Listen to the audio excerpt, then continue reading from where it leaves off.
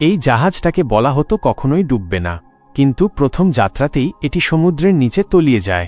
১৯১২ সালে RMS Titanic ছিল পৃথিবীর সবচেয়ে বড় ও বিলাসবহুল জাহাজ। এতে ছিল ১৩১৭ জন যাত্রী আর ৯০৭ জন ক্রু মেম্বার। সবাই একসাথে নতুন জীবনের স্বপ্ন নিয়ে যাত্রা শুরু করেছিল। কিন্তু ১৪ এপ্রিল রাতে হঠাৎই জাহাজটি একটি বিশাল বরফখণ্ডের সঙ্গে ধাক্কা খায়। জাহাজের ডিজাইন এমন ছিল যে যদি ৪টে কম্পার্টমেন্টে জল ঢুকে যায় তাও ডুববে না, কিন্তু বরফখণ্ডের আঘাতে জাহাজে অনেক বেশি ছিদ্র হয়ে যায়। জাহাজের সামনের অংশে বেশি জল ঢোকার কারণে সামনের দিক ডুবে যায় আর পিছনের দিক উপরে উঠে যায়।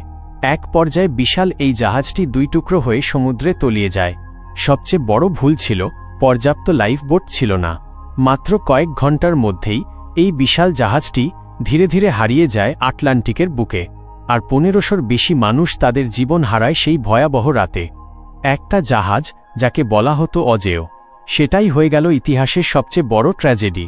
আজ টাইটানিকের ধ্বংসাবশেষ সমুদ্রের ৩৮০০ মিটার নিচে পড়ে আছে।